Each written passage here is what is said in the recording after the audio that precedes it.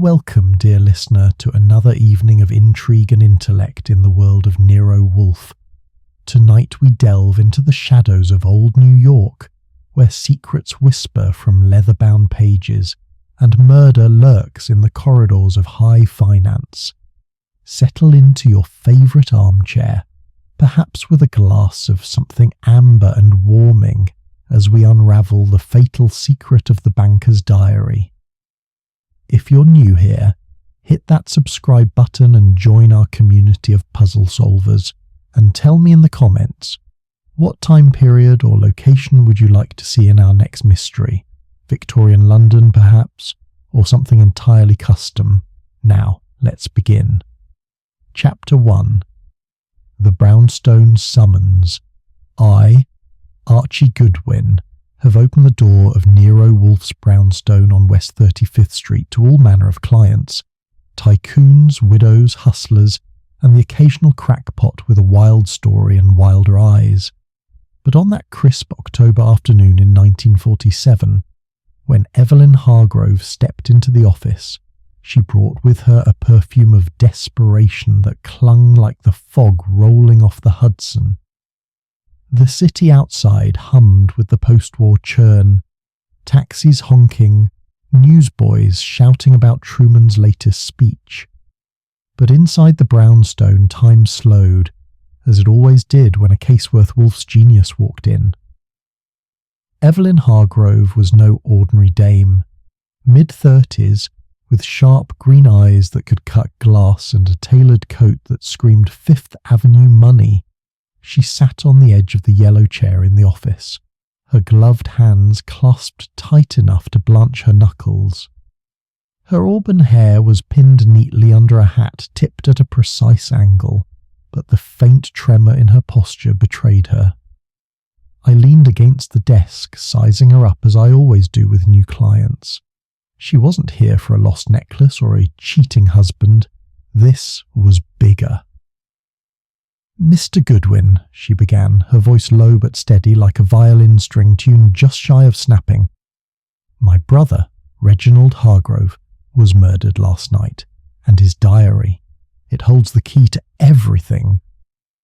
Emphasis on murdered. Draw out the word, let it hang. Pause for 2 seconds. I arched an eyebrow, keeping my face neutral. Reginald Hargrove wasn't just any name in Manhattan. He was the Hargrove of Hargrove Bank, a private institution older than the Brooklyn Bridge, dealing in fortunes so vast they made Wall Street's biggest players look like small-time bookies. If he was dead, the ripples would hit every boardroom from here to London. "Murdered how?" I asked, crossing my arms. "And why come to us instead of the cops?" She leaned forward, her eyes locking onto mine with an intensity that made the room feel smaller. "The police are calling it suicide. They found him at his desk in the bank's office, a vial of cyanide beside him. No note, no struggle. But I know Reggie. He was vibrant, ambitious, planning new ventures just last week. Suicide." She shook her head, her hat's feather quivering. "Impossible. And that diary?" He carried it everywhere, leather-bound, thick as a novel. He called it his second brain. It's missing now, and I'm certain it holds the secret to his death. I jotted a few notes on my pad, more to buy time than because I needed to. Wolfe wouldn't touch a case without a client in the chair and a fat retainer on the table, but this one had his name written all over it. A locked room murder, a missing diary, and a high society victim. It was catnip for the old man. "Any idea what was in this diary?" I asked. She hesitated, her lips parting slightly before she spoke. "He mentioned a fatal secret a few days ago, something that could ruin lives. He wouldn't say more, but he was agitated, checking his watch, pacing. Reggie wasn't a man who rattled easily. I nodded, filing that away. And enemies? A banker like him must have collected a few. Her laugh was brittle, like ice cracking on a frozen pond. More than a few, his business partner Victor Lang, pronounced Lang, has been pushing to take over the bank's direction. They clashed constantly. Then there's Clara, his wife. Not exactly the grieving widow type. She's, let's say, her heart wandered. And Dr. Elias Thorne, Reggie's physician, prescribed pills that could hide poison in a heartbeat. Sounds like a lively bunch, I said, flashing a grin to lighten the mood. She didn't return it. Anyone else? Not that I know, she said, but her eyes flicked away for a fraction of a second, a tell I tucked away for later. Pause for 1 second. Let the suspicion linger. The grandfather clock in the hall chimed 4 right on cue. The floorboards creaked overhead, signalling Nero Wolfe's descent from the plant rooms, where he spent his mornings and afternoons communing with his orchids, like they were the only beings worth his time. The door swung open, and there he was, 6 feet of genius packed into a 1/7 of a ton frame, dressed in a custom yellow shirt and a brown suit that probably cost more than my yearly rent. He eased into the chair behind his desk, built to withstand his bulk, and fixed Evelyn with those dark, piercing eyes that could read a soul like a ledger. "Madam," he said, his voice a low rumble, "proceed, but concisely." Emphasis on concisely, sharp and commanding. Pause for 1 second. Evelyn didn't flinch, which earned her points in my book. Most people wilted under Wolfe's stare. She repeated her story, hitting the key points. Reginald's death, the cyanide, the missing diary, the fatal secret. Wolfe listened, his fingers steepled, his expression unreadable save for the occasional twitch of his lips, which I knew meant his brain was already turning over the puzzle. When she finished, he leaned back, the chair groaning faintly. "Miss Hargrove, you assert murder. Why not suicide?" "Because I knew him," she snapped, then caught herself, softening her tone. Reggie was planning a merger, a bold one. He was excited, not despairing. And the diary, someone took it. Why, if he planned to die? Wolfe grunted, a sound that could mean anything from agreement to indigestion. Suspects? She listed them again. Victor Lang, the ambitious partner. Clara Hargrove, the wayward wife. Dr. Elias Thorne, the too convenient physician. Wolfe's eyes narrowed slightly at Thorne's name, but he said nothing. Instead, he reached for the beer bottle Fritz had placed on the desk, poured a glass, and watched the foam settle with more interest than he'd shown the client. "Miss Hargrove," he said at last, "I require the police reports, access to the bank, and interviews with these individuals. My fee is $10,000, half in advance." Her jaw tightened, but she nodded. "You'll have it by tomorrow." "Good. Archie, see Miss Hargrove out. Scene transition." As the door closed behind her, pause for 1 second.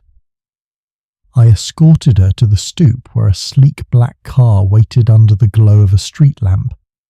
The city was settling into dusk, the air sharp with the promise of frost. "We'll be in touch," I said, tipping my hat. She gave a curt nod and slid into the car, her driver pulling away before I could catch the license plate.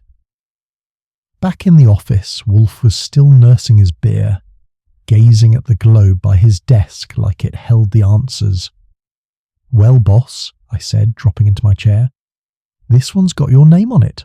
Locked room, missing diary, high stakes. Smells like a classic." He snorted. "Archie, classics are for literature, not murder. This is a problem of motive and opportunity. The diary is the fulcrum. Find it, and we find the killer." "Any bets on who?" I grinned, knowing he'd dodge. He didn't disappoint. "Speculation without data is folly. Contact Inspector Kramer. I want those reports." I reach for the phone, but not before tossing out, "You think she's holding something back?" Wolfe's eyes flick to me, sharp as a razor. "Everyone holds something back, Archie. The question is what?" Chapter 2. The Victim's Shadow. With Evelyn Hargrove's cheque tucked safely in the safe and her story still echoing in the office, I, Archie Goodwin, found myself staring at the blank page of my notebook, the names of the suspects scrawled like suspects themselves. Lang, Clara, Thorne. Nero Wolfe had retreated to his chair, eyes half closed, but I knew that mind of his was whirring like the gears in Grand Central. The brownstone felt quieter than usual, Fritz puttering in the kitchen with the clatter of pots that promised a dinner to make a man forget murder, for a while at least. But murder doesn't forget, and neither do I. It was pushing 5 o'clock, the October sun slanting low through the windows, casting long shadows that danced like ghosts on the Persian rug. Wolfe finally stirred, his massive hand reaching for the bell to summon beer. "Archie," he rumbled, "elaborate on Miss Hargrove's demeanour. Was there dissimulation?" I leaned back, crossing my legs. "She's sharp, boss. Held it together like a pro, but those eyes, green as emeralds and just as hard. When she mentioned the diary, her voice caught just a hitch. And that glance away when I asked about other enemies, she's holding cards close." He nodded, a fractional movement. As expected, the victim expound. Before I could, the phone jangled. It was Inspector Kramer, his voice gravelly as a back alley. "Goodwin, tell that oversized orchid fancier to butt out. Hargrove's death is suicide, clean as they come." I grinned into the receiver. "Inspector, you know Wolfe. He's got a client now. Send over the reports or he'll make your life a circus." Kramer growled something unprintable and hung up. Within the hour, a messenger delivered a fat envelope. Police reports, autopsy prelims, witness statements. I spread them on the desk, and Wolfe deigned to glance over them while sipping his beer. Reginald Hargrove, age 42, found dead at 10:47 p.m. the previous night in his private office at Hargrove Bank, 23 Wall Street. Door locked from inside, key in his pocket. Cyanide vial on the desk, fingerprints his own. No forced entry, no signs of struggle. The ME's note: death instantaneous. Poison ingested via mouth. Bitter almond scent on his breath. Desk cluttered with ledgers, a half-smoked cigar in the ashtray and a tumbler of scotch untouched. But no diary. "Interesting," Wolfe murmured. "The scotch, untouched. A man contemplating suicide might fortify himself." "Or the killer staged it," I said. "Evelyn said he was vibrant. Let's hear more about the man." Wolfe rang for Fritz to clear the lunch remnants, though it was nearing dinner and settled in. "Proceed with the background, Archie. From the reports and your instincts." I flipped through the pages. Reginald Hargrove was born into money, old as the Mayflower, but he'd built on it. Graduated Harvard, 27. Joined the family bank during the crash. Steered it through the Depression like a captain in a storm. By the war, he was president, dealing in bonds, loans to allies, fortunes shuffled like cards. Post-war, he was expanding. Rumours of a merger with European interests. Married Clara in 40, no kids. Evelyn, his only sibling, 5 years younger, unmarried, worked as his secretary at the bank. "But shadows," I added, tapping a statement. "Witnesses say he was edgy lately. Late nights, arguments with Lang over his risky ventures. Clara seen at clubs with other men, and Thorne prescribed sedatives for nerves." Wolfe's lips pursed. "The diary. Miss Hargrove insists it was omnipresent. Describe it." From her earlier words, thick leather, black gold-embossed initials, R.H. pages filled with shorthand notes, appointments, musings. His confessional, she'd called it. Just then the doorbell rang. I checked the peephole. Evelyn Hargrove again, unannounced. I let her in, noting the flush on her cheeks, the way her coat hung askew. "Mr. Wolfe," she said, bypassing me. I couldn't wait. "You need to know more about Reggie before the others twist it." Wolfe gestured to the red leather chair reserved for clients. "Madam, sit. Beer or sherry?" "Sherry, please." Fritz appeared like magic, pouring a glass. She sipped, composing herself. Reggie wasn't just a banker. He was a visionary. After the war, he saw opportunities, rebuilding Europe, new alliances, but it came with enemies. "Expound," Wolfe said. She leaned forward. "Victor Lang pronounce. Lung joined as partner in 43. Ambitious from Chicago money, he pushed for aggressive investments, South American mines, risky but lucrative. Reggie resisted, called them gambling. They argued fiercely last week. I jotted notes. Witnesses? The staff heard shouts. Lang stormed out, muttering about taking control. "And the wife?" Wolfe prodded. "Clara Hargrove, 38, former actress, met Reggie at a fundraiser." "Beautiful but restless," Evelyn said, a hint of disdain. "The war years were hard. Reggie away on business. She entertained. Whispers of affairs. Reggie knew, but divorce was scandalous." "Confrontations?" I asked. "Last month at their townhouse on Park Avenue. I heard them, Reggie accusing her of seeing Lang. She denied it, but her eyes..." Evelyn trailed off. Wolfe grunted. "And Dr. Thorne?" "Elias Thorne pronounce. Elias Thorne. Reggie's doctor for a decade. Harvard man too, specializes in neurology. Reggie had migraines, post-war stress. Thorne prescribed barbiturates, but lately something stronger. Cyanide. Thorne could access it. Medical supplies." "Why suspect him?" Wolfe asked. Reggie mentioned a betrayal in his diary. Thorne borrowed money once, never repaid fully, and they met privately days before. Midnight. Unusual. The room fell silent, save for the tick of the clock. Shadows lengthened outside, the city lights flickering on like distant stars. Evelyn set her glass down. "The fatal secret. I think it's tied to the war. Reggie handled sensitive funds. Perhaps irregularities." Wolfe's eyes sharpened. "Elaborate." She hesitated. "He confided once. Some deals haunt you. Axis sympathizers, maybe? But he destroyed records, or so he said. The diary might hold proof." I exchanged a glance with Wolfe. This was dynamite, treasonous echoes in peacetime. "Miss Hargrove," I said, "any idea where the diary is?" "Hidden, perhaps. Reggie had safes everywhere. Office, home, even a vault at the bank." Wolfe nodded. "We shall investigate. Archie, schedule interviews for tomorrow. Lang first." She rose, smoothing her coat. "Thank you. Justice for Reggie. It's all I want." But as she turned, I caught that flicker again, a shadow in her eyes. Was it grief or guilt? After she left, Wolfe savoured his beer. "Archie, observations?"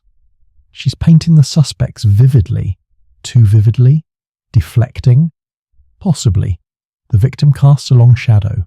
Greed, infidelity, betrayal, the classics. But the war angle, intriguing." Dinner interrupted. Fritz's veal chops with mushroom sauce, potatoes au gratin, salad. Wolfe ate with gusto, debating orchid hybrids between bites. I pushed food around, mind on the case. Post-meal back in the office, I phoned contacts. Saul Panzer for discreet tales, Ori Kada for bank reconnaissance. By 9, the reports yielded more. A janitor saw a figure leave the bank around 10. Hooded, unidentifiable. Clara's alibi. Home alone. Lang at a club, witnesses shaky. Thorne at his clinic, no confirmation. Wolfe retired to read Montaigne, leaving me to ponder. The victim's shadow loomed. A man of wealth, secrets buried deeper than his grave.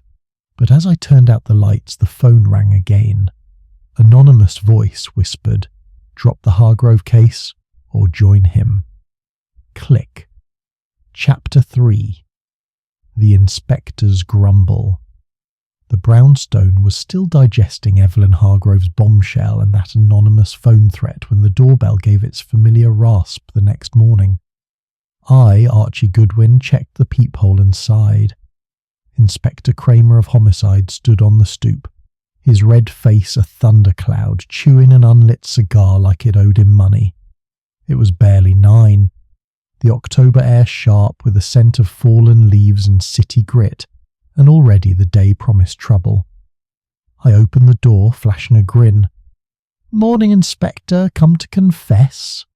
Emphasis on confess, a light teasing tone. Pause for 1 second. Kramer stomped in, hat in hand, his bulk filling the hall like a storm front. "Goodwin, tell that overgrown genius to keep his nose out of my case," he growled, jabbing the cigar at me. "Hargrove's suicide, plain as day. You and Wolfe are chasing Ghost for a paycheck." I ushered him into the office, where Nero Wolfe sat behind his desk, a fortress of custom mahogany and 1/7 of a ton of deductive muscle. He was sipping coffee, Fritz's blend strong enough to wake a coma patient, his eyes half-lidded but missing nothing. The police reports from last night lay stacked beside him, edges aligned like soldiers. I'd skimmed them again at breakfast. Reginald Hargrove, dead by cyanide, locked office, no diary, no note. Kramer's boys were calling it a wrap, but Evelyn's 10 grand retainer said otherwise. "Inspector," Wolfe said, his voice a low rumble. "Sit.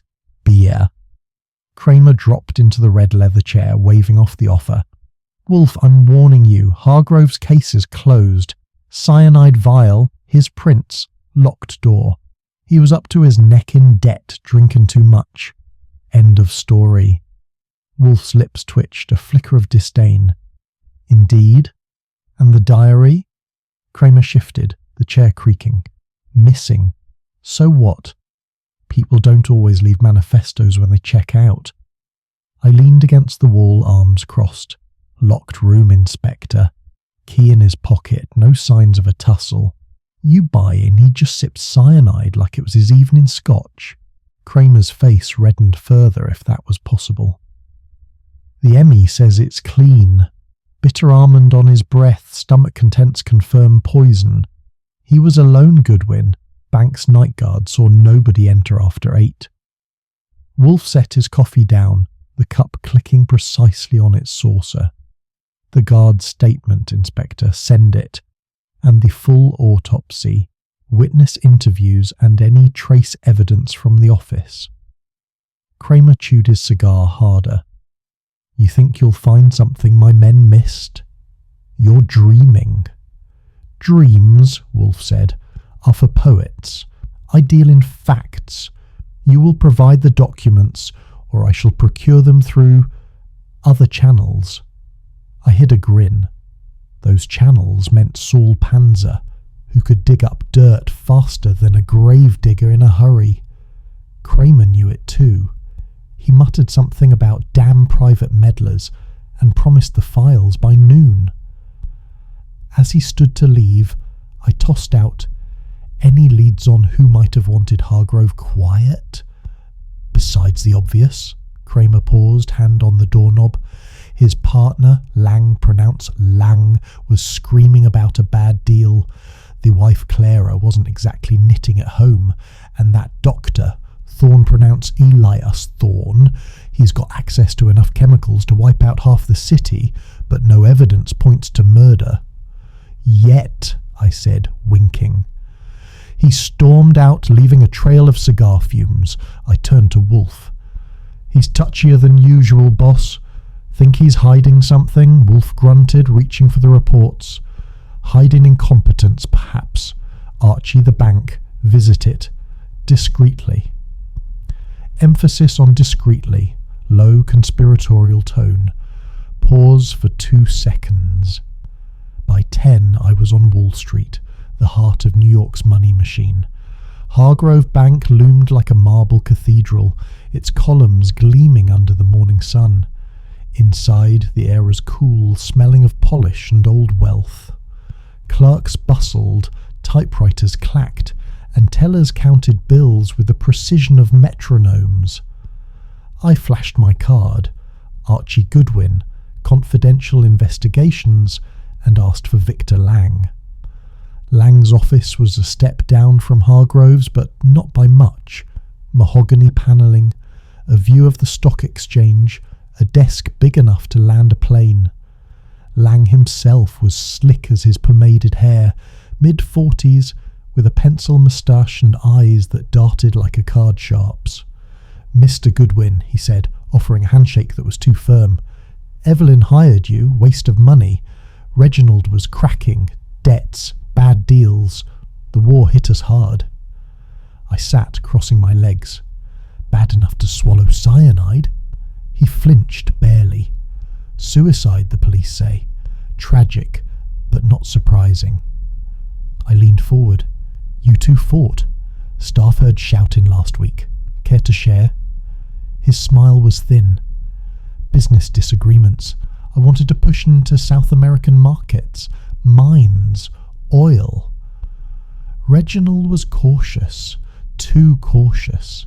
He'd lost his edge. "Or maybe he had something on you," I said. "Fishing." "Something in that diary?" Lang's eyes narrowed. "Diary? Overrated. Just his scribbles. Deals, appointments. If it's gone, probably misfiled." I didn't buy it. His fingers tapped the desk, a nervous tick. I thanked him and asked to see Hargrove's office. He hesitated, then called a clerk to escort me. Hargrove's office was a shrine to power. Oak desk, leather chair, bookshelves stuffed with financial tomes. The police had swept it, but I poked around anyway. Under the desk, wedged in a crack, I found a scrap of paper, torn, with ink smudged but legible. "Thorn knows. Midnight meeting?" Pause for 1 second. Let the clue sink in. I pocketed it, my pulse quickening. Back at the brownstone, I showed Wolfe the scrap. He examined it, his fingers delicate as if handling an orchid. "Intriguing," he said. "A meeting clandestine with a physician." "Thorn's got access to cyanide," I said. "And motive, if Hargrove was onto him." "Speculation," Wolfe chided, "but pertinent. Arrange for Mrs. Hargrove next." Clara Hargrove arrived at 2, a vision in black morning silk, though her eyes were dry as the Sahara. Blonde, late 30s, with a face that belonged on a movie screen, she sat with the poise of someone used to being watched. "Mr. Wolfe," she said, voice smoky, "this is a formality, I presume. The police say Reggie took his own life." Wolfe tilted his head. "Madam, your husband's diary is missing. Your thoughts?" She shrugged, a delicate motion. "He was always writing in it. Deals, secrets, nonsense. If it's gone, perhaps he destroyed it." "Or someone did," I cut in. "You were home that night?" "Alone," she said, meeting my gaze. "Reading. Dreary but true," I pressed. "Word is you and Reggie weren't exactly Romeo and Juliet. Fights, other men." Her lips tightened. "We had disagreements. Marriage isn't a fairy tale, Mr. Goodwin, but murder, absurd." She mentioned a row with Dr. Thorne over indiscretions, but clammed up when I pushed. I escorted her out, catching a whiff of perfume that cost more than my suit. Back in the office, Wolfe was deep in the reports, a second beer at hand. "Archie, impressions?" "Lang's hiding something, too smooth. Clara's playing the widow, but her heart's not in it. That scrap points to Thorne, but it's too neat. like someone planted it. Wolfe nodded. A red herring, perhaps. The diary remains the key. Its absence screams intent. Dinner loomed. Fritz's roast duck, asparagus and apple tart. Wolfe ate with reverence, while I mulled the case. Post-meal, I phoned Saul Panzer to tail Lang, suspecting he'd lead us somewhere. As night fell, the city outside buzzed with neon and secrets. I sat at my desk, typing notes, when a noise, a rustle at the front door. I checked, gun in hand, but found only a folded note slipped under. Back off, or the next vial's for you. Chapter 4. Shadows on Wall Street. The anonymous note, back off, or the next vial's for you, still burned in my pocket as I, Archie Goodwin, stepped out of the brownstone into the October chill of 1947. The morning sun was a pale disk over Manhattan, glinting off taxicabs and newsstands hawking headlines about the Dodgers World Series loss. Nero Wolfe had sent me to Hargrove Bank with one word ringing in my ears: discreetly. But after that threat, discretion felt like walking a tightrope over a shark tank. The case was heating up, and somebody out there didn't like it. Emphasis on discreetly, low, conspiratorial tone. Pause for 1 second. Wall Street was a hive of ambition, its stone facades hiding more secrets than a confessional. Hargrove Bank stood like a fortress, its marble columns gleaming with the weight of old money. Inside, the air was cool, laced with the scent of ink and wax polish. Clerks darted between desks, their typewriters hammering like machine guns, while tellers counted bills with the precision of surgeons. I flashed my card, Archie Goodwin, Confidential Investigations, and asked for Victor Lang, pronounce Lang. But the receptionist, a pinched woman with glasses perched on her nose, said he was in a meeting. Try the late Mr. Hargrove's office, she suggested, her voice tight as a drum. It's untouched. Hargrove's office was on the top floor, a shrine to wealth with oak panelling and a view of the stock exchange's frenetic pulse. The police tape was gone, but the room felt heavy, like the air itself mourned.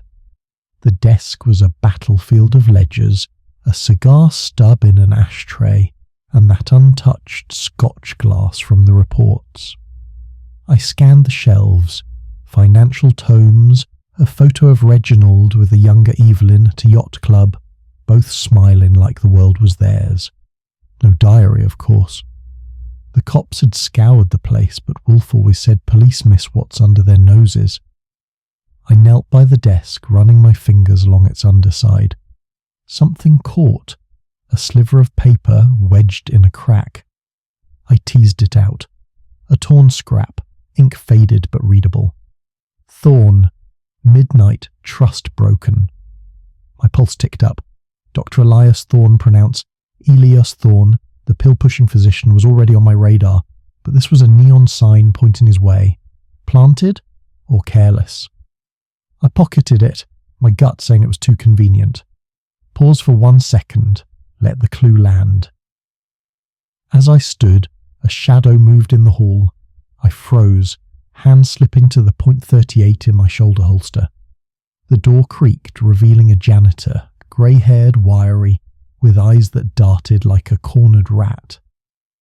Didn't mean to startle, he muttered, clutching a broom. Just cleaning.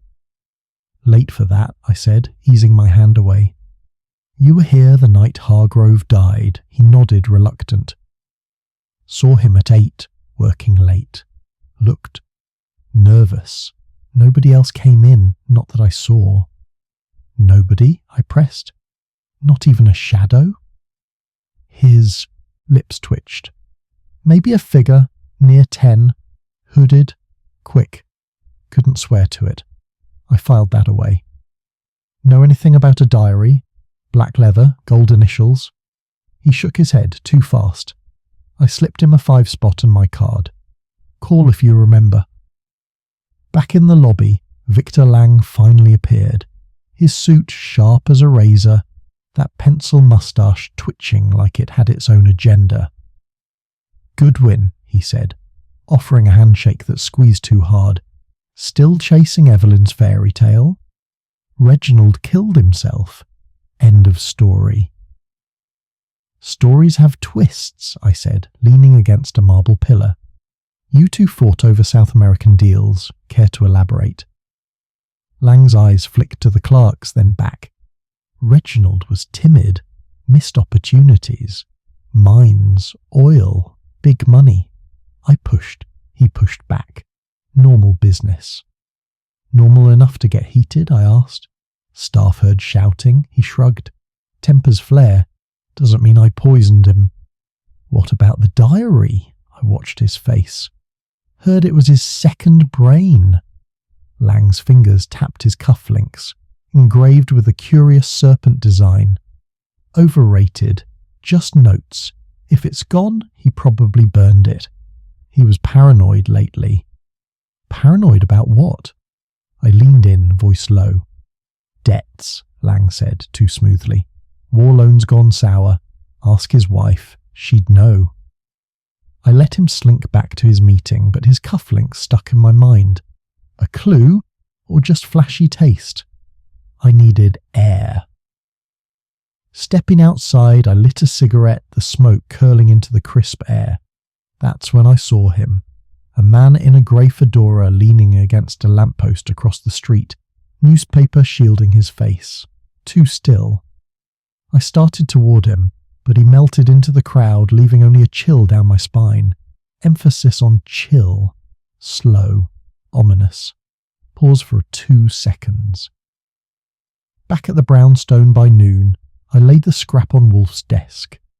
He examined it through a magnifying glass. His bulk settled in his chair like a Buddha contemplating eternity. Fritz had just delivered lunch. Shrimp bisque, crusty bread, and a salad that could make a rabbit weep. Wolfe savoured a spoonful before speaking. "This note, Archie. Deliberate or accidental?" "Feels staged," I said, pacing. "Point straight at Thorne, like a billboard. But that janitor's story, hooded figure at 10, doesn't jibe with a locked room suicide," Wolfe grunted, buttering bread. "The diary's absence is the fulcrum. Its contents threaten someone, or several someones. What else?" I recounted Lang's dodge, the cufflinks, the tail. "Someone's watching, boss. That note last night wasn't a prank." "Expected," Wolfe said, sipping beer. "A conspiracy, perhaps. The war angle Miss Hargrove mentioned. Probe it." I phoned Saul Panzer, our best shadow, to tail Lang. "Watch for serpent cufflinks," I added. Then I called Clara Hargrove, pronounced Clara, arranging a visit. She agreed, her voice cool as the marble I'd just left. Clara's Park Avenue townhouse was a museum of elegance, chandeliers, velvet drapes, and a maid who looked like she'd rather be anywhere else. Clara greeted me in a silk dress, blonde hair swept up, her beauty more calculated than natural. "Mr. Goodwin," she said, offering a hand soft as sin. "This is tiresome. The police are satisfied. Why aren't you?" "Because your husband's diary is AWOL," I said, sitting on a sofa that probably cost more than my car. "And suicide doesn't add up. Where were you that night?"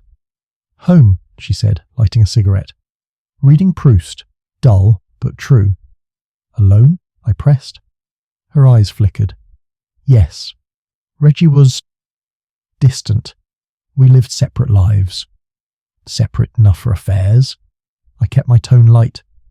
"Word is, you and Lang were cosy." She laughed, a sound like breaking glass.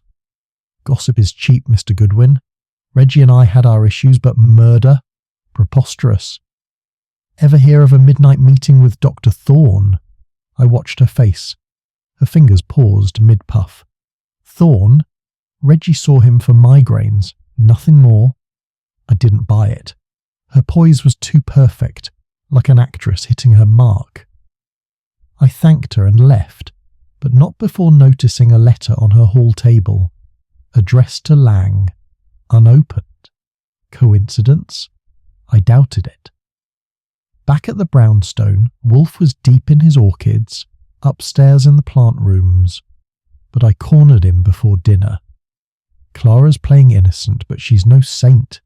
Lang's cagey and that scrap screams set up. What's next? Wolfe clipped a stem precise as a surgeon.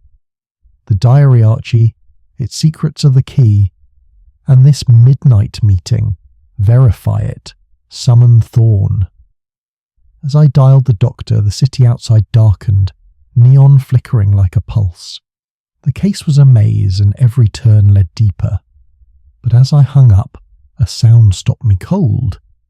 A faint scratch at the back door like a key testing a lock. Chapter 5. The Doctor's Denial. The scratch at the back door lingered in my ears like a bad note, as I, Archie Goodwin, stood in the brownstone's hall, 38 in hand, the weight of it steadying my pulse. It was past 6 on that October evening in 1947, the city outside cloaked in a dusk that turned Manhattan's lights into a constellation of secrets. Nero Wolfe was still upstairs in the plant rooms, fussing over his orchids like they held the answers to Reginald Hargrove's murder. I checked the door, locked, no signs of tampering, but the note from last night and that torn scrap about Dr. Elias Thorne pronounce, Elia us Thorne had me jumpier than a cat in a dog pound. Someone was circling and I didn't like it. Emphasis on circling, low, wary tone. Pause for 1 second. I holstered the gun and dialed Thorne's clinic, catching him just as he was leaving. Mr. Goodwin, he said, voice thin as a wire, I can be there by 7. This is about Hargrove, I presume? I confirmed, keeping it curt. Wolfe wanted him in the hot seat, and I wanted answers about that midnight meeting scrap I'd found in the bank. While waiting, I typed up notes. Victor Lang's slick denials, Clara Hargrove's cool detachment, the janitor's vague, hooded figure, and that threatening note under the door. The diary, black leather, gold initials, Reginald's second brain, was still missing. Its fatal secret, a ghost haunting every lead. Wolfe descended at 6:30, his bulk filling the office doorway, yellow shirt glowing under the lamplight. He settled into his chair, poured a beer, and fixed me with those eyes that could read a man's soul through a brick wall. Archie, he said, the note from last night. Observations? Handwritten, block letters, cheap paper, I said, sliding it across the desk. No prints, per Saul's quick check. Someone's scared we're getting close. He grunted, sipping beer. And the bank visit? I showed him the torn scrap. Thorne, midnight, truss broken. Found it under Hargrove's desk. Too neat, boss, like someone wanted us to find it. Wolfe's lips twitched. A diversion, perhaps, but the doctor's involvement merits scrutiny. Proceed. The doorbell rang at 7 sharp. Dr. Elias Thorne was a wiry man, mid-50s, with spectacles perched on a beak-like nose and a nervous habit of adjusting his tie. He sat in the red leather chair, hands folded, but his fingers twitched like they were itching to bolt. Fritz offered sherry. Thorne declined with a tight smile. Doctor, Wolfe began, his voice a low rumble, you were Mr. Hargrove's physician. His sister alleges you prescribed sedatives. True? Thorne nodded, his glasses catching the light.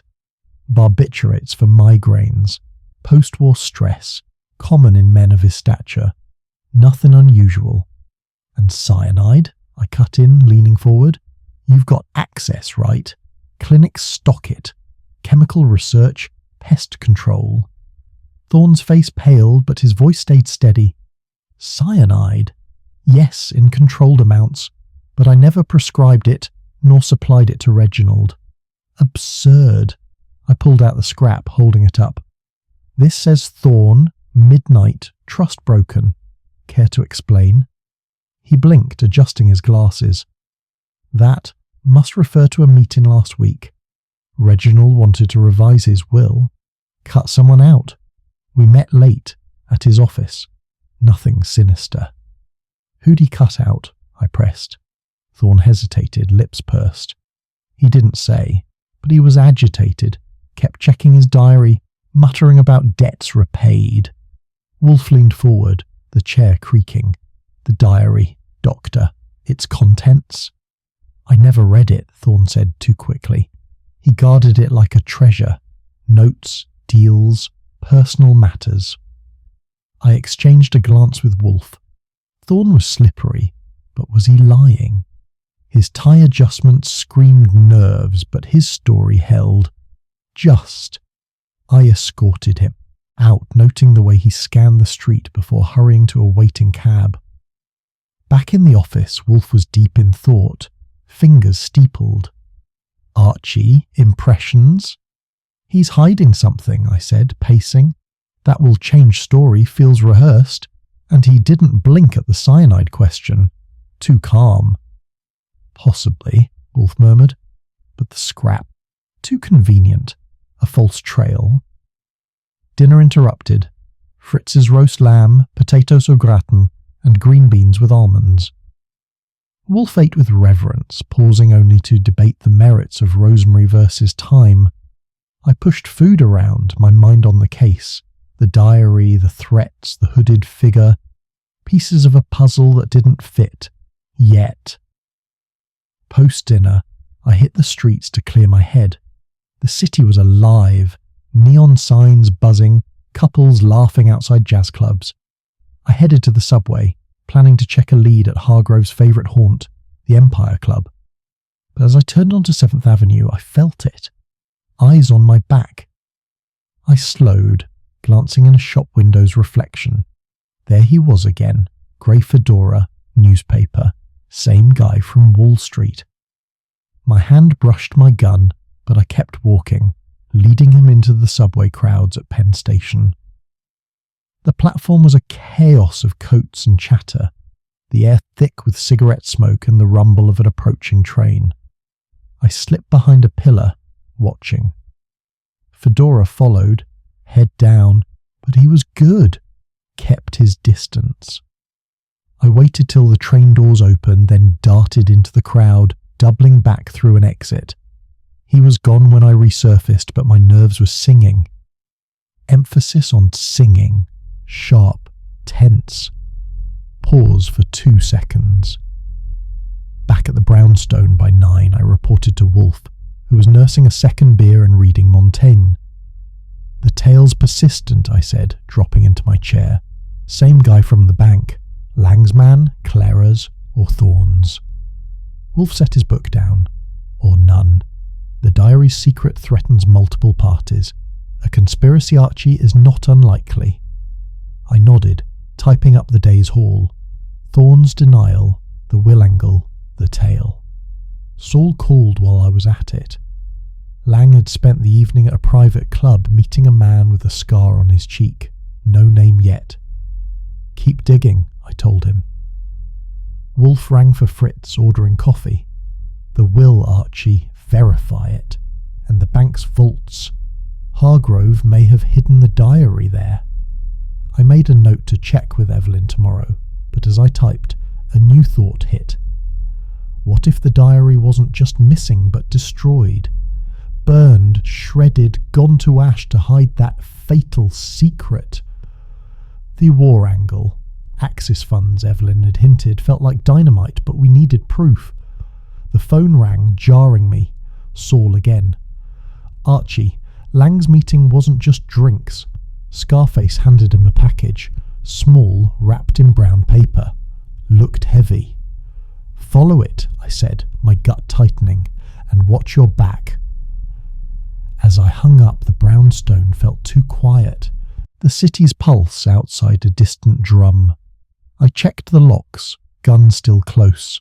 The case was a labyrinth, and every step deeper brought new shadows. But as I turned out the office light, a faint creak came from the basement stairs. A sound that didn't belong. Chapter 6. Red herrings emerge. The creak on the basement stairs had me, Archie Goodwin, gripping my .38 tighter than a miser holds $1. The brownstone silence heavy as a fog over the Hudson. It was pushing 10 p.m. on that October night in 1947, the city outside pulsing with neon and secrets. Nero Wolfe was upstairs, probably dreaming of orchids, but I wasn't taking chances after that threatening note and the shadow tailing me. I eased down the hall, checked the basement door, locked, no marks. A house settling or a warning? I didn't know, but my nerves were strung tight as piano wire. Emphasis on warning, low, tense tone. Pause for 1 second. Back in the office, I poured a scotch to steady my hands and reviewed the day's haul. The torn scrap. Thorn, midnight, trust broken. Pointed at Dr. Elias Thorne, pronounce Eli as Thorne, but felt too pat like a breadcrumb dropped for a fool. Victor Lang's pronounce Lang slippery denials and serpent cufflinks nagged at me, as did Clara Hargrove's pronounce clay ra icy poise and that unopened letter to Lang. The missing diary, Reginald Hargrove's black leather confessional, was still the key, its fatal secret a ghost driving this case. Wolfe's orders were clear. Dig deeper, starting with the Empire Club, Reginald's old haunt. I hit the streets, the night air sharp with the bite of autumn and the faint tang of coal smoke. The Empire Club was a midtown oasis for Manhattan's elite. Dim lights, velvet booths, and martinis cold as a banker's heart. The bartender, a wiry guy named Eddie with a scar over one eyebrow, recognised me from a prior case. I slid him a 10 spot and a question. Reginald Hargrove? Regular here, right? Hear anything before he died? Eddie polished a glass, eyes scanning the room. Hargrove was in last week, edgy as a cat in a thunderstorm. Kept his diary close, scribbling like a man possessed. Heard him mention a fourth player. Some big shot he didn't name. Sounded scared. Fourth player? I leaned in. Any guesses? Eddie lowered his voice. Whispers about a guy named Silas Black pronounced Silas.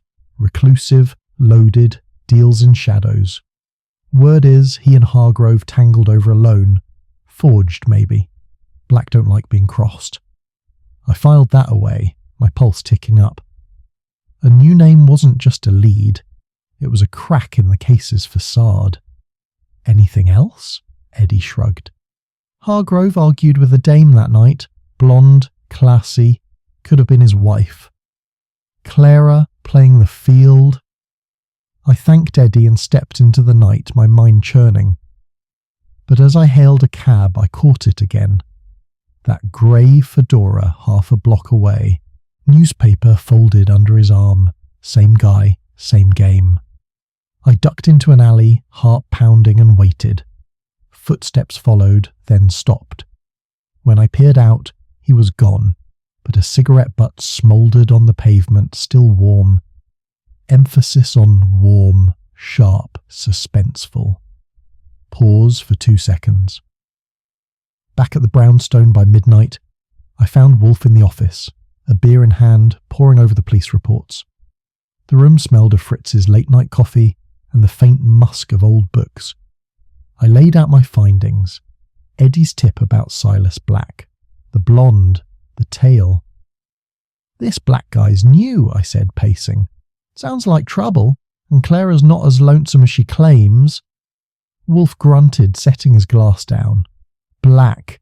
Verify his involvement. The blonde. Likely Mrs. Hargrove, but confirm. The tale suggests our inquiries disturb someone. No kidding, I said, tapping the threatening note still on my desk. What about Thorne's will change story? Smells like a dodge. Possibly, Wolfe said, eyes narrowing. But the diary's absence is the crux. Its contents threaten exposure. Red herrings abound, Archie. Sift them. I phoned Saul Panzer, who was still tailing Lang. Anything on that package? I asked. Lang stashed it in a safe at his apartment, Saul reported. Scarface is a nobody. Hired muscle, no name yet. But Lang's nervous, checking his back every block. Keep on him, I said, hanging up. Then I called Evelyn Hargrove, catching her at her hotel. Silas Black. Know him? Her voice tightened. Reggie mentioned him once. A creditor, ruthless. Said he'd deal with him. Why? Just checking, I said, keeping it vague. Her hesitation lingered in my ear as I hung up. Morning broke, grey and damp. The city waking to the clatter of milk trucks and newsboys. I headed to the bank again, this time to check its vaults. Evelyn had mentioned a possible hiding spot for the diary, Reginald's private safe. The bank's vault room was a steel catacomb, air heavy with dust and silence. A clerk, jittery from too much coffee, led me to safe 13, one of Hargrove's lesser-known stashes. It was empty, but the lock showed fresh scratches, like someone had tried to force it. Anyone accessed this recently? I asked. The clerk shook his head. Not since Mr. Hargrove. Past. Only he had the key. Another dead end. Or was it? Back at the brownstone, I reported to Wolfe, who was breakfasting on Fritz's pancakes and sausage, a sight to make a saint jealous. Safe's clean, but tampered, I said. Someone's hunting that diary hard. Wolfe dabbed his lips with a napkin. The scratches suggest desperation. The diary was there, perhaps, and removed. Or never there. A ruse. I nodded, my mind on Black. I tracked him down through a contact at the City Records office. A reclusive tycoon, penthouse on Fifth Avenue, no listed phone. I took a cab, the city a blur of grey, suits and honking horns. Black's building was a fortress of glass and stone, the doorman built like a linebacker. Mr. Black don't see nobody, he growled. Tell him it's about Hargrove's diary, I said, slipping him a 20. He made a call, and minutes later I was in a private elevator rising to the clouds. Silas Black was a hawk of a man, lean, 60-ish, with eyes like coal and a voice that could cut steel. His penthouse was all marble and modern art, cold as a vault. Goodwin, he said, not offering a seat. Hargrove's death is no concern of mine. Why are you here? Word is, you and Hargrove clashed over a loan, I said, watching his face. Forged, maybe. His diary might say more. Black's jaw tightened, but his smile was ice. Business is war, Goodwin. Loans go bad. If Hargrove wrote lies about me, that's his folly. I don't murder over ink. Someone does, I said, holding his gaze. And they're tailing me to keep it quiet, he laughed, a dry rasp. Then you're stirring a hornet's nest, good luck. I left, his words echoing. Back on the street, I scanned for the fedora. No sign, but the hairs on my neck stood up. I called Wolfe from a payphone. Black's cagey, denies everything, but he's in this, boss. I can smell it. Smell is not evidence, Wolfe said, but pursue it, and the diary, focus there. Dinner awaited. Fritz's beef. Wellington, peas with mint and chocolate mousse. Wolfe ate like a king while I mulled the case over coffee. Lang's package, Clara's letter, Thorne's meeting, Black's denial. Red herrings or threads to the truth. The diary was the knot tying them together, but it was still smoke. As I typed notes, the phone rang. Anonymous, again. Goodwin, a hoarse whisper said. You're digging too deep. Next time, it's not a note. Click. Chapter 7. The confrontation scene. Roger Denby's penthouse, New York, 1944. Late afternoon, storm clouds gathering over the city. The elevator to Roger Denby's penthouse hummed like a well-oiled machine, a fitting prelude to the man who lived at the top of Manhattan's financial world. I, Archie Goodwin, adjusted my tie and glanced at Nero Wolfe, who stood beside me, his massive frame filling half the car. His expression was sour.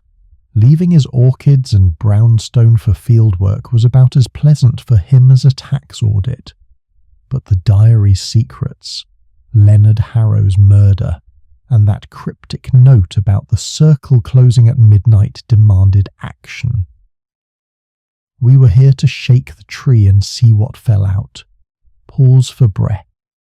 Denby's penthouse was a palace of glass and chrome, perched atop a skyscraper with views of the Hudson River glinting under a bruised sky. The air smelled of cigar smoke and old money. Denby himself greeted us at the door, a bull of a man with a barrel chest and a handshake that could crush walnuts. "Wolfe!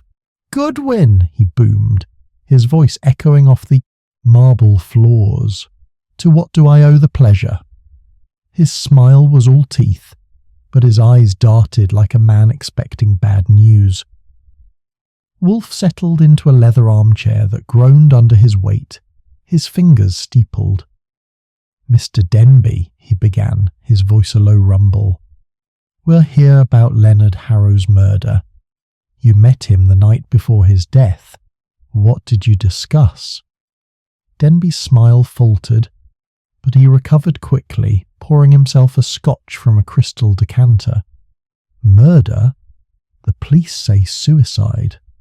Leonard was troubled, overworked, paranoid. I warned him to ease up, but he was ranting about threats, some nonsense about a circle. We argued, sure, but I left him alive."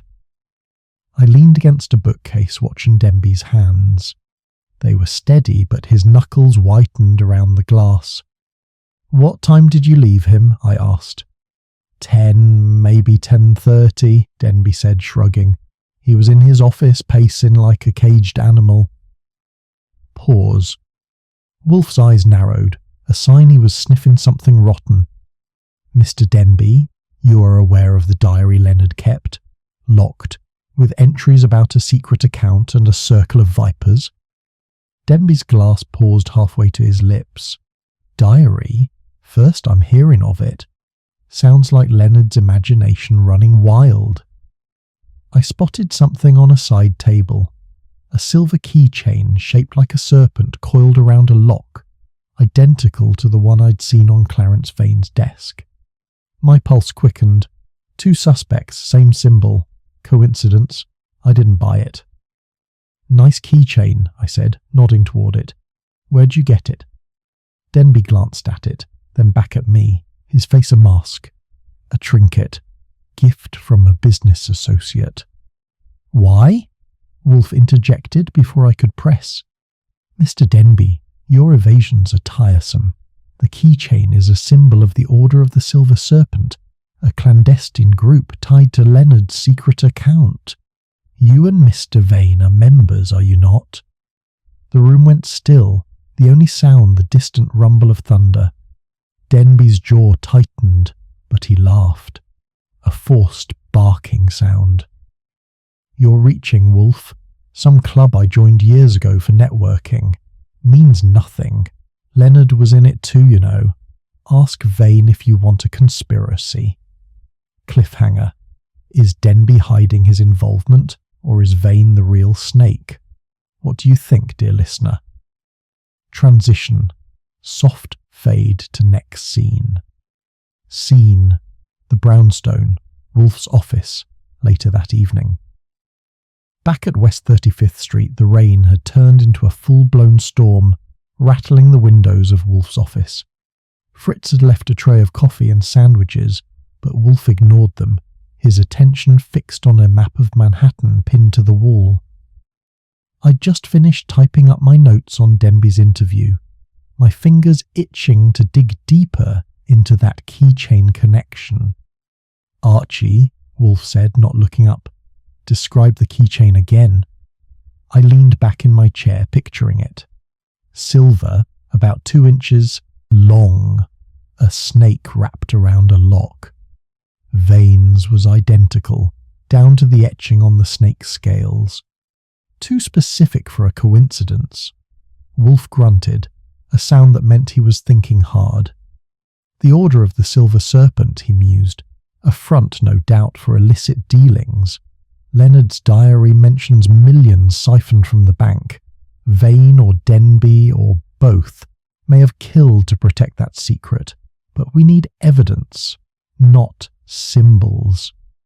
I pulled the crumpled note from my pocket, the one from Leonard's wastebasket. The circle closes at midnight. I slid it across the desk. This might help.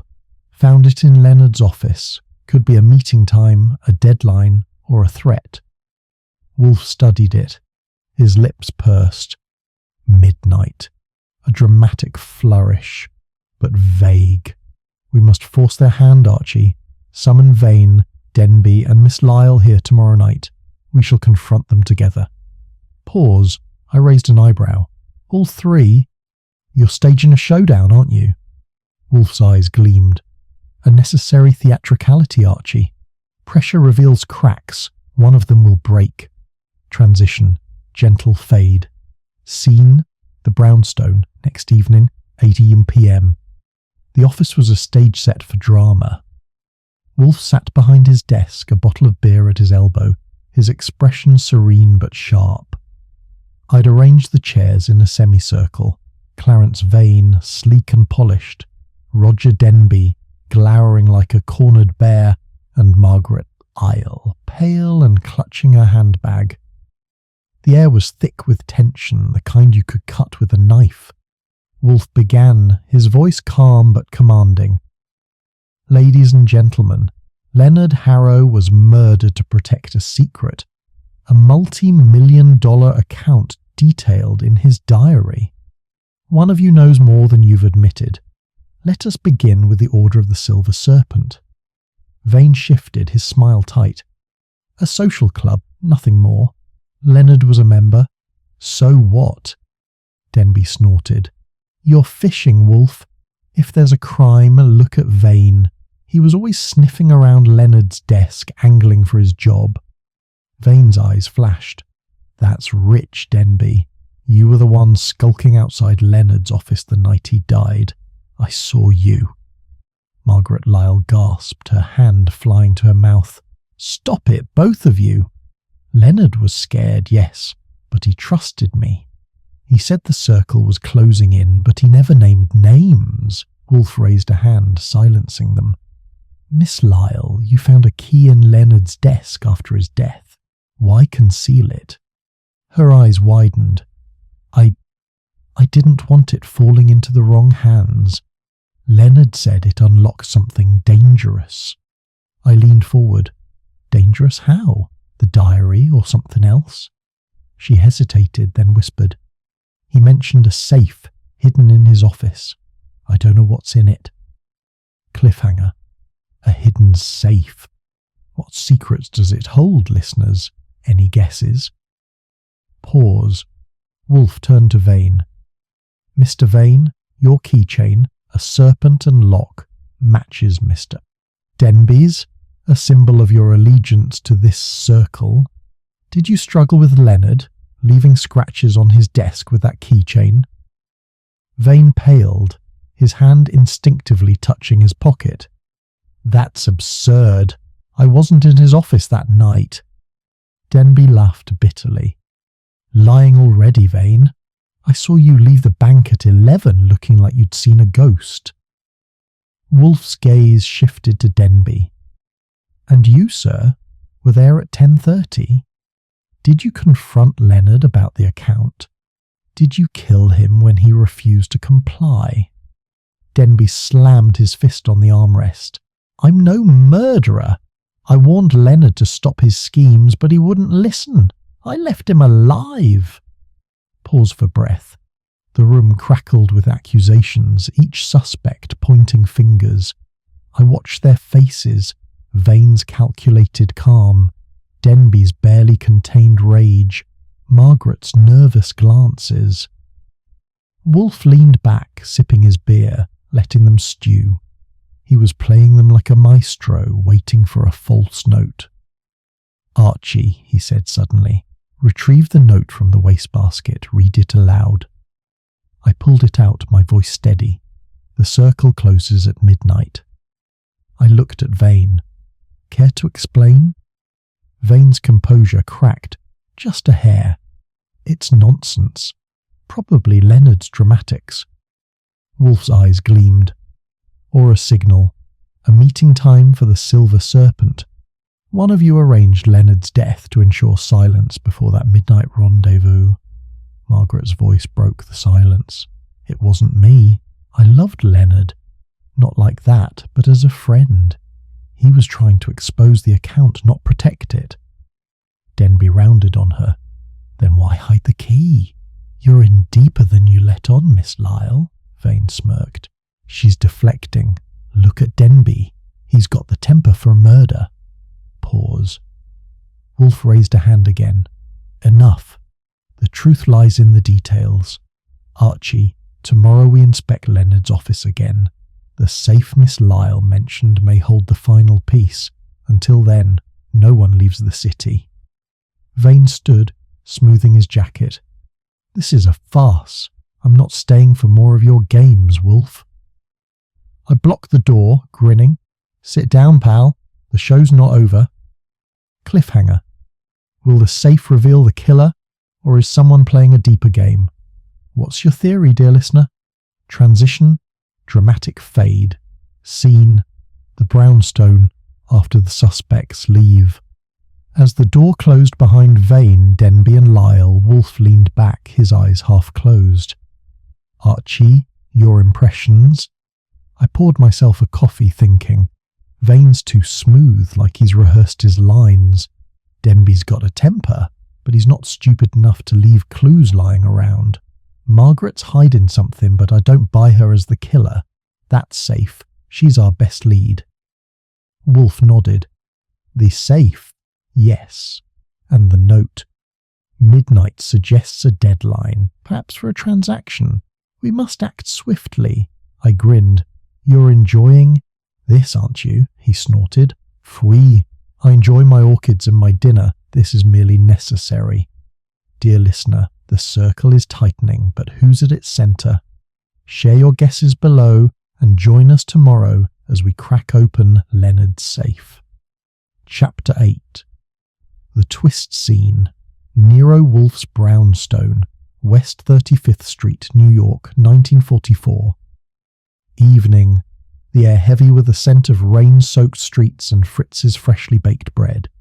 The office in Nero Wolfe's brownstone was a stage set for revelation, the kind of scene where truths slither out like snakes from a basket. I, Archie Goodwin, had just seen Clarence Vane, Roger Denby, and Margaret Lyle out the door after their heated confrontation, their accusations still ringing in my ears. The storm outside had settled into a restless drizzle, but inside the tension was thicker than Fritz's cream sauce. Wolfe sat behind his desk, a bottle of beer in hand, his massive frame as immovable as the Statue of Liberty. His eyes, though, were alive, glinting with the kind of focus that meant he was closing in on the killer. Pause for breath. Archie, Wolfe said, his voice a low rumble, we are nearing the heart of this affair. The safe Miss Lyle mentioned. Tomorrow we inspect it. But tonight we prepare. Fetch the diary. I retrieved Leonard Harrow's leather-bound diary from the safe in the corner, its lock now broken thanks to Wolfe's hairpin and persistence. I set it on the desk and Wolfe flipped it open to the final entries. His finger traced the neat script. Vane knows. Denby suspects. The circle must not break. Below it, a cryptic addition. Safe holds the truth. Midnight, October 10th. That's the night Leonard died, I said, leaning over his shoulder. The note about the circle closing at midnight. It's tied to the safe. Wolfe nodded, his lips pursed. Indeed. The safe contains evidence, perhaps documents exposing the Silver Serpent's dealings. But why conceal the key, as Miss Lyle did? And why the scratches on Leonard's desk? I grinned. You're thinking Vane, aren't you? Those scratches match his keychain. He's got the motive. Climbing the bank's ladder by stepping over Leonard's body. Wolfe's eyes narrowed. Perhaps. But Denby's presence at the bank that night, and his own serpent keychain, muddy the waters. We need the safe's contents to clarify. Cliffhanger. What's in the safe, dear listener? A ledger, a letter, or something more dangerous? Share your guesses below. Transition. Soft fade to next scene. Scene. First Metropolitan Bank, Leonard Harrow's office next morning. The bank was quiet, the early hour keeping the usual bustle at bay. Inspector Kramer had grudgingly allowed us access, his cigar-chewing scowl a familiar sight.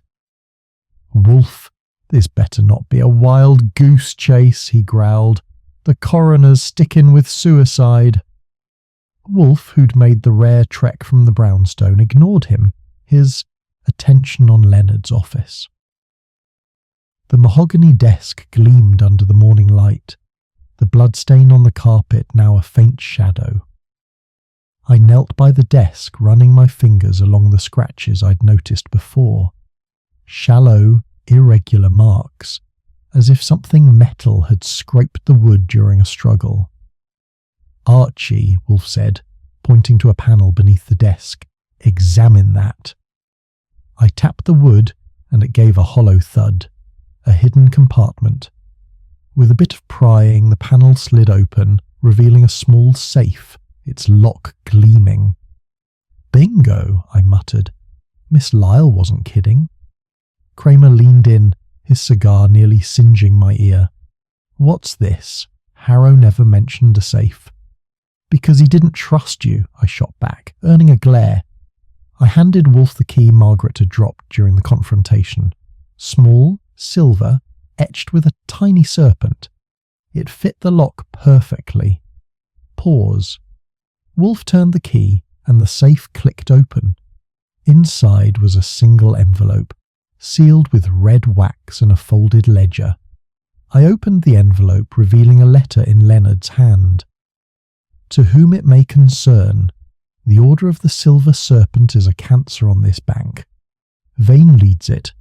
Denby follows, but a third party pulls the strings. I've hidden proof in this ledger. If I die, it's no suicide. The ledger listed transactions, millions funneled through shell accounts, names coded but recognisable to anyone with a nose for banking. Vane's initials appeared repeatedly, alongside sums that could buy a small country. Wolfe's eyes gleamed. This is the truth Leonard died for, but who is the third party? Kramer snatched the ledger, scanning it. This is big, Wolfe. If Vane's running this, I'll haul him in. Not yet, Wolfe said. We return to the brownstone. Summon the suspects again. The killer will reveal himself under pressure. Transition. Gentle fade. Scene. Wolfe's office. Evening, 7:30 p.m. The office was a pressure cooker, the suspects back in their semicircle of chairs, each face a mask of unease. Clarence Vane sat ramrod straight, his suit impeccable but his eyes darting. Roger Denby slouched, his tie loosened, a scowl etched deep. Margaret Lyle clutched her handbag, her knuckles white. The diary and ledger sat on Wolfe's desk, the envelope's red wax seal catching the lamplight. Wolfe began, his voice like a judge's gavel. Ladies and gentlemen, Leonard Harrow was murdered to silence his exposure of the Order of the Silver Serpent, a cabal siphoning millions from First Metropolitan. This ledger names Mr. Vane as its leader, but a letter suggests another orchestrator. One of you knows who. Vane's laugh was brittle. This is preposterous, Wolfe. That ledger's a forgery. I'm no criminal. Denby pointed a thick finger. You're lying, Vane. Leonard told me you pressured him to keep quiet about the accounts. You were in his office that night. I saw you. Margaret's voice trembled. I told you, Mr. Wolfe, I found the key after Leonard died. He wanted me to protect it, to keep it from them. She glanced at Vane and Denby, her eyes wide with fear. Pause for breath. I stepped forward, holding up the letter. Leonard wrote about a third party. Any guesses, folks? Or do we need to dig deeper? Vane's composure slipped, his hand brushing his pocket where his keychain hid. This is a setup. You've got nothing but a dead man's scribbles. Wolfe leaned forward, his bulk shifting the chair's springs. Mr. Vane, the scratches on Leonard's desk match your keychain's design. You struggled with him, did you not? You stabbed him with his own letter opener, staged the suicide, and overlooked the note in the wastebasket. Vane's face drained of colour. That's absurd! I wasn't there! Denby surged to his feet. Liar! I left at 10:30 and you were still in the building. Tell them, Vane, or I will! Margaret gasped, dropping her handbag. A small object clattered to the floor. The diary's key, identical to the one we'd used for the safe. She froze, her eyes locked on it. Cliffhanger. 2 keys? Is Margaret more involved than she seems? Or is someone framing her? What's your take, dear listener? Pause. Wolfe's voice cut through the silence. Miss Lyle, explain. Tears welled in her eyes. I had a duplicate made. Leonard gave me the original to hide, but I was afraid it'd be stolen. I kept the copy in case I needed to act. I raised an eyebrow. Act how? You holding out on us, Margaret? She shook her head. I swear, I only wanted to protect Leonard's evidence. He said the third party was someone high up, not at the bank. Someone with power. Wolfe's eyes flicked to Vane. Mr. Vane, you know this person. The ledger implicates you, but you're not the mastermind. Name them, or face the consequences alone. Vane's hands trembled, but he clamped his mouth shut. Denby, however, cracked. It's true, he blurted. Vane's not the top dog. There's a man. Someone in the mayor's office. Leonard found out, and they had him killed. Kramer, who'd been lurking in the corner, stepped forward. Names, Denby, now. Denby hesitated, then muttered, Harrington, Victor Harrington. He's got pull, connections. Runs the Silver Serpent from the shadows. Vane bolted for the door, but I was faster, grabbing his arm and twisting it behind him. Going somewhere, Clarence? Pause for breath. Wolfe leaned back, satisfied. Mr. Vane, your flight confirms your guilt. You killed Leonard Harrow on Harrington's orders, fearing exposure. The scratches, the note, the ledger, all point to you. Vane slumped, his voice a whisper. Harrington? He'd ruin me. I had no choice. Margaret sobbed, covering her face. Denby stared at the floor, his bravado gone. Kramer signalled his men, who cuffed Vane and led him out. Transition. Dramatic fade. Scene, Wolfe's office, after the arrests. The room was quiet again, save for the tick of the clock. Wolfe sipped his beer, his expression serene. Satisfactory, Archie. The killer is caught, but Mr. Harrington remains. A task for another day. I typed up the notes, my mind racing. You think Harrington's the real snake, don't you? Wolfe grunted. Fui. A snake, yes, but one with many heads. We've clipped one. Dear listener, Vane's down, but the Silver Serpent slithers on. Who is Victor Harrington, and what's his game? Share your theories below, and join us as we hunt the mastermind. Chapter 9. The Revelation Scene. Nero Wolfe's Brownstone. West 35th Street, New York, 1944. Evening, the city outside cloaked in a restless mist. The office lit by the warm glow of lamps casting long shadows. The air in Nero Wolfe's office was electric, charged with the weight of secrets about to break. I, Archie Goodwin, stood by the door, my eyes scanning the three suspects seated before Wolfe's desk. Clarence Vane, pale and taut as a wire, Roger Denby, his fists clenched, radiating defiance, and Margaret Lyle, her hands trembling around a handkerchief. The ledger, the letter, and the diary sat on Wolfe's desk, silent witnesses to Leonard Harrow's murder. Outside, the mist muffled Manhattan's pulse, but inside we were on the verge of unmasking a killer, and perhaps something bigger. Pause for breath. Wolfe, ensconced in his oversized chair, sipped a beer, his gaze moving from one suspect to another like a chess master studying the board. "Ladies and gentlemen," he began, his voice a low, resonant thunder. "Leonard Harrow was murdered to protect the Order of the Silver Serpent, a cabal siphoning millions from First Metropolitan Bank. This ledger," he tapped the document, "names Mr. Vane as a key player, but Mr. Denby's outburst last night suggests a higher power. Victor Harrington, a figure in the mayor's office. Tonight, we end this charade." Vane's lips twitched into a sneer. "You're bluffing, Wolfe. Harrington, a ghost story. You've got nothing but a dead man's scribbles and Denby's loose tongue." Denby growled, leaning forward. "Watch it, Vane. I told them what I know. Harrington's real, and you're his errand boy. Leonard was onto you both, and you shut him up." Margaret's voice, soft but sharp, cut through. "Please, Mr. Wolfe, I didn't know about Harrington.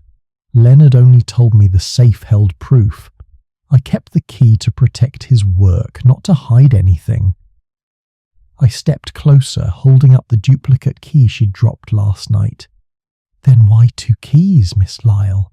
You're playing a deeper game than you let on." Her eyes widened, brimming with tears. "I swear I made the copy for safety. Leonard was terrified, said the circle was closing in. I didn't know who to trust." Cliffhanger. Is Margaret's fear genuine, or is she hiding a bigger role? What do you think, dear listener? Pause. Wolfe raised a hand, silencing the room. "Enough. Let us dissect the evidence."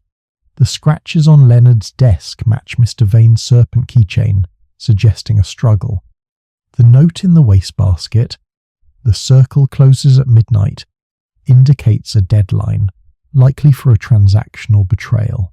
The ledger confirms the Silver Serpent's crimes, but the letter names a third party. "Mr. Vane, you killed Leonard Harrow, did you not?" Vane's face was a mask of cold fury. "You're insane. I wasn't in his office that night. Denby was—" "Ask him." Denby shot to his feet, his voice booming. "Liar! I left at 10:30 and you were still there, Vane. I saw you through the window, arguing with Leonard." "You're the one with blood on your hands," Margaret gasped, her handkerchief falling to the floor. I noticed a faint tremor in her hands, and something else, a glint of determination in her eyes. She wasn't just a grieving secretary. I filed that thought away for later. Wolfe turned to Margaret. "Miss Lyle, your duplicate key suggests foresight. Did Leonard confide in you about Harrington, or are you protecting someone else?" She shook her head, her voice breaking. "No. Leonard only said the safe held proof to bring the serpent down. He didn't trust anyone, not even me, not fully. I made the copy because I was afraid the original would be stolen." Pause for breath. I leaned against the desk, watching Vane. His composure was cracking, a bead of sweat rolling down his temple. "You're awfully quiet, Clarence," I said. "Care to tell us what you and Leonard were arguing about at 11 p.m? Vane's eyes darted to the door, then back to Wolfe. "This is a setup. You've got no proof. Just Denby's word and a few scratches. I'm a businessman, not a murderer." Wolfe's lips curled slightly, a rare sign of amusement. "Mr. Vane, your keychain betrays you. The scratches on Leonard's desk were made by a metal object, consistent with the serpent design you and Mr. Denby carry. But only you were seen in the building after 10:30. You stabbed Leonard with his letter opener, staged the suicide, and overlooked the note in your haste." Denby pounded the armrest. "I told you, Vane's the snake. But he's not alone. Harrington gave the orders. Leonard was going to the feds, and they couldn't let that happen." Margaret's voice rose desperate. "It's true. Leonard mentioned a meeting with a federal agent set for the morning after he died. He said it was his last chance to stop the serpent." Cliffhanger. A federal agent? Is Harrington's reach bigger than we thought? What's your guess, listener? Transition. Soft fade to next scene. Scene. Wolfe's office. Continued. The room was a pressure cooker and Wolfe was turning up the heat. He set down his beer, his eyes locked on Vane. "Mr. Vane, you were blackmailed by Victor Harrington, were you not? He used your involvement in the Silver Serpent to force your hand. You killed Leonard to protect yourself, not the organization." Vane's face went ashen, his hands gripping the chair. "You're guessing, Wolfe. You can't prove any of this." I stepped forward, holding up the ledger. "This says otherwise, pal. Your initials are all over these transactions, millions funneled through dummy accounts. Leonard was about to blow the whistle, and you stopped him." Denby nodded, his voice grim. "Harrington's the real power. Vane's just a pawn. I warned Leonard to back off, but he was stubborn. Said he had proof in the safe. Proof that'd ruin them all." Margaret's tears spilled over. "That's why I kept the key. Leonard told me to guard it, said it was his insurance. I didn't know about Harrington until after he died." Wolfe's gaze shifted to her, sharp and unyielding. "Miss Lyle, your loyalty to Leonard is admirable, but misguided. You withheld the key, delaying justice. Why?" She sobbed, her voice barely audible. "I was scared. Leonard said the serpent had eyes everywhere. I thought if I gave up the key, I'd be next." Pause. I crossed my arms, watching Vane. His eyes were wild now, like a cornered animal. "Give it up, Vane," I said. "You're done. Harrington might have pulled the strings, but you wielded the knife." Vane sprang to his feet, his voice a snarl. "You want the truth? Fine. Harrington's untouchable. He's got half the city in his pocket. Leonard was going to ruin everything, so I did what I had to. But you'll never get Harrington." He lunged for the door, but I was ready, tackling him to the floor before he took 2 steps. His keychain clattered out of his pocket, the silver serpent glinting under the lamplight. I pinned him down, my knee on his back, as Inspector Kramer burst in with 2 officers. "Nice timing, Kramer," I said, hauling Vane up. "He's all yours." Kramer's cigar bobbed as he growled. "Wolfe, you've got a knack for making my life complicated, but this one's airtight. Vane, you're under arrest for the murder of Leonard Harrow." Pause for breath. Margaret collapsed into her chair, sobbing. Denby stared at the floor, his bravado gone. Wolfe leaned back, his expression serene, but his eyes still sharp. "Mr. Denby," he said, "your cooperation has been noted. But you are not blameless. Your silence enabled this crime." Denby nodded, his voice low. "I know. I should have acted sooner. Leonard deserved better." Wolfe turned to Margaret. "Miss Lyle, your actions, while foolish, were born of loyalty. You're free to go, but consider this. Truth, not secrecy, honours the dead." She wiped her eyes, nodding. "Thank you, Mr. Wolfe. I just wanted to do right by him. Transition. Dramatic fade. Scene. Wolfe's office after the arrests. The office was quiet again, the suspects gone, Vane in cuffs, and the ledger in Kramer's hands. I sat at my desk typing up. The case notes, the clack of the typewriter a counterpoint to the soft patter of rain outside.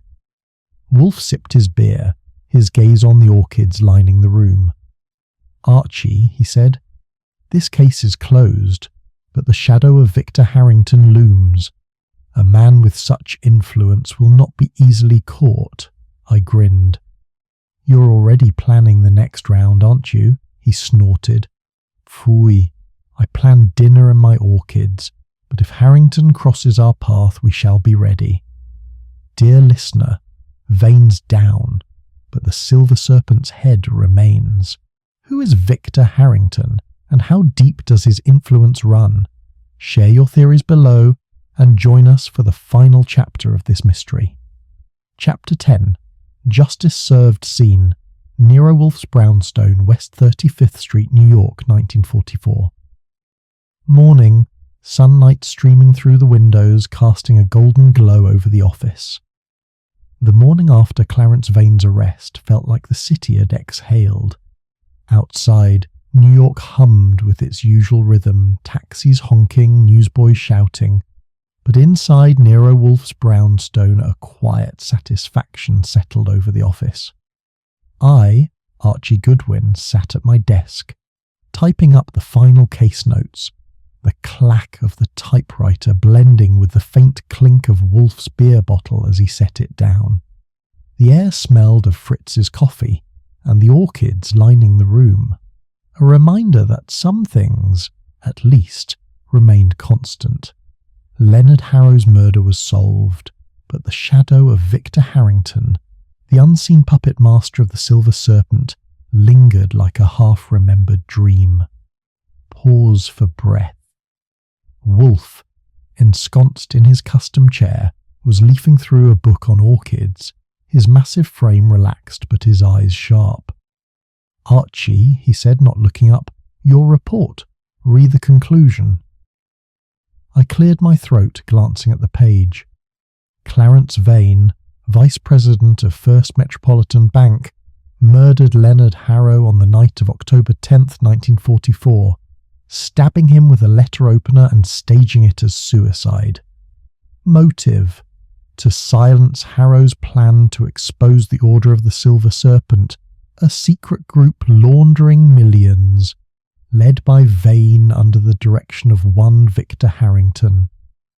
Evidence: ledger from Harrow's hidden safe, scratches on the desk matching Vane's serpent keychain, and a note: "The circle closes at midnight." Overlooked in the wastebasket. Case closed, pending further investigation into Harrington.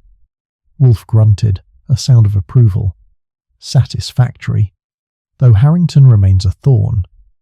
I leaned back, grinning. "You're itching to go after him, aren't you? Big fish like that doesn't slip away easy," he snorted. "Phooey. I itch for my lunch and my orchids. But if Mr. Harrington crosses our path, we shall deal with him." Transition. Soft fade to next scene. Scene. The brownstone. Front hall. Mid-morning. The doorbell rang and I found Inspector Kramer on the stoop, his unlit cigar clamped between his teeth. He looked like a man who'd slept in his suit, but his eyes were bright with something like grudging respect. "Goodwin," he said, stepping inside. "Wolfe in?" "In the office, chewing on a case of beer," I said, leading him in. Kramer didn't smile, never did, but he followed without complaint. Wolfe looked up as Kramer entered, setting his book aside. "Inspector, to what do we owe this visit?" Kramer dropped into a chair, the red leather creaking. Vane singing like a canary downtown. "Confess to the murder," said Harrington ordered it. "We've got enough from the ledger to raid the Silver Serpent's fronts. 3 shell companies so far, all tied to the bank. Arrests are happening across the city. I raised an eyebrow. And Harrington? Kramer's jaw tightened. Slippery. He's holed up somewhere, probably with a lawyer thicker than your desk. But we'll get him. Wolfe's lips curled slightly. You will, Inspector, because you must. The ledger is damning, but Harrington's influence suggests deeper roots. Proceed with caution. Kramer nodded, almost civil. You did good, Wolfe. Annoying as hell, but good. He stood, tipping his hat. I'll keep you posted on Harrington. As the door closed behind him, I chuckled. High praise from Kramer. Should we frame it? Wolfe ignored me, reaching for his beer. Archie, summon Miss Lyle. She deserves closure. Pause. Scene. Wolfe's office. Early afternoon. Margaret Lyle arrived at 1 o'clock, her face pale but composed. She wore a simple grey dress, her hands no longer clutching a handkerchief, but folded neatly in her lap. The duplicate key, the diary, and her nervous glances were gone, replaced by a quiet resolve. She sat across from Wolfe, her eyes meeting his without flinching. Miss Lyle, Wolfe began, his voice gentle for once. You've been cleared of suspicion. Your actions, while misguided, stemmed from loyalty to Mr. Harrow. The ledger and letter have exposed the Silver Serpent, and Mr. Vane is in custody. Justice, in part, is served. Margaret's shoulders relaxed, a tear escaping. Thank you, Mr. Wolfe. Leonard was... he was a good man, trying to do right. I only wish I'd acted sooner, given you the key right away. I leaned forward, my tone soft. You did what you thought was right, Miss Lyle. Leonard's proof is out there now, thanks to you. She nodded, wiping her eyes. What about Harrington? Leonard said he was dangerous, untouchable. Wolfe steepled his fingers. Mr. Harrington is a shadow we shall pursue in time. For now, rest assured the bank's corruption is unraveling. You are free to grieve and move forward. Margaret stood, offering a small smile. I'll try. Thank you, both of you. She paused at the door, turning back. If you ever need help, Mr. Goodwin, you know where to find me. I tip my hat. Noted, Miss Lyle. Take care. Cliffhanger. Will Margaret return, or is her role in this? Mystery done? What do you think, dear listener? Transition. Gentle fade. Scene. Wolfe's office. Late afternoon. With Margaret gone, I settled back at my desk. The case notes nearly complete. The ledger was with Kramer, the diary locked away, and Vane's confession tied up the murder neatly. But Harrington's name gnawed at me, a loose thread in an otherwise tidy knot. I glanced at Wolfe, who was back to his orchid book, looking as content as a cat in a sunbeam. Archie, he said suddenly, your thoughts are loud enough to disturb my reading. Speak. I grinned. Harrington, he's out there pulling strings. Vane was the muscle, but Harrington's the brain. You really going to let him slide? Wolfe's eyes narrowed. Let him slide? No. But our task was to solve Mr. Harrow's murder, not dismantle a citywide conspiracy. That is Kramer's domain, unless Harrington is foolish enough to provoke us further. I leaned back, crossing my arms. Bet he will. Men like that don't stay quiet long.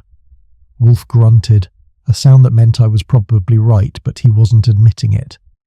Fetch me that Montaigne, Archie. This case is closed and I require intellectual sustenance. I stood, heading for the bookshelf. Sure thing, boss, but I'm keeping an eye out for snakes. Pause for breath. Scene. The brownstone. Evening. Dinner in the dining room. Fritz had outdone himself. Roast pheasant, creamed potatoes, and a salad that could make a rabbit jealous. Wolfe savoured each bite, his mood almost cheerful. I sipped coffee, my mind still on the case. The Silver Serpent was wounded but not dead. Harrington was out there, and I had a hunch we'd cross paths again. As Fritz cleared the plates, Wolfe leaned back, his eyes half closed. "Archie, a question. Why do you persist in anticipating trouble?" I grinned. "Keeps me sharp. Besides, trouble's got a way of finding us, doesn't it?" He snorted, reaching for his coffee. "Phooey, trouble finds the unprepared. We, however, are not." I raised my cup in a mock toast. To staying prepared, then, and to the next mystery. Transition.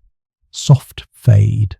Scene, Wolfe's office, night, wrapping up. Back in the office, I finished the case file, sealing it with a sense of finality. Vane was behind bars, the ledger was dismantling the Silver Serpent, and Margaret Lyle could mourn in peace. But Harrington's shadow loomed, a reminder that some mysteries don't end, they just wait. I glanced at Wolfe, now engrossed in Montaigne, his beer bottle empty. "You think Leonard knew how deep this went?" I asked. Wolfe didn't look up. "He knew enough to die for it. A brave man, if foolish. His legacy is in Kramer's hands now." I nodded, filing the case away. "Until the next one. Dear listener, the curtain falls on Leonard Harrow's murder, but the Silver Serpent slithers on. Where are you listening from, and what mystery would you like us to tackle next? A Victorian? Scandal? A modern conspiracy? Or something else? Share your thoughts below and join us for another Nero Wolfe adventure.